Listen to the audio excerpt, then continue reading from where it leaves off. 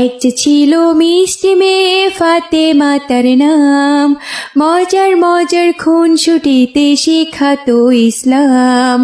বাবা মায়ের বাধ্য ছেলে ওমর যে তার নাম, মজার মজার দুষ্টুমিতে সেও শেখাতো ইসলাম।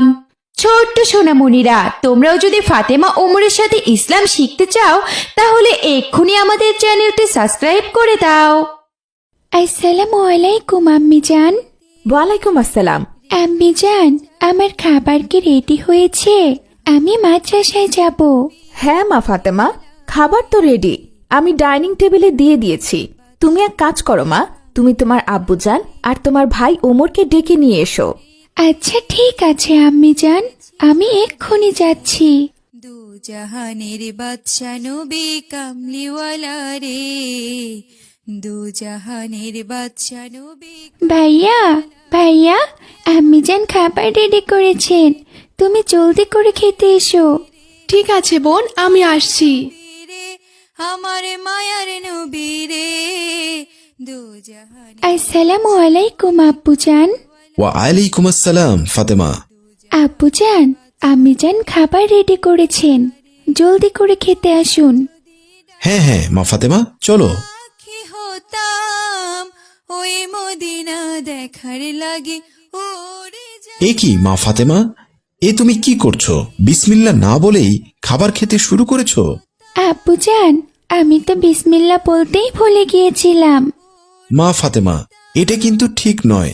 আমাদের বিসমিল্লাহ বলেই খাবার খাওয়া শুরু করতে হয়। হাদিস গ্রন্থে আছে, বিসমিল্লাহ বলে খাবার খাওয়া শুরু করলে আল্লাহ তাআলা সেই খাবারে বরকত দান করেন। আব্বু জান, আমি তো বিসমিল্লাহ বলতে ভুলে গিয়েছি। এখন যদি আমি বিসমিল্লাহ বলে খাবার খাওয়া শুরু করি তাহলে কি আমি বিসমিল্লাহ বলার সওয়াব পাবো? না মা, কোনো কাজের শুরুতে বিসমিল্লাহ বলতে ভুলে গেলে তার পরিবর্তে অন্য দোয়া পড়তে হয়। কিন্তু আব্বু জান, আমি তো সেই দোয়া পারি না। ঠিক আছে মা ফাতেমা, আমি তোমাকে সেই দোয়া শিখিয়ে দিচ্ছি।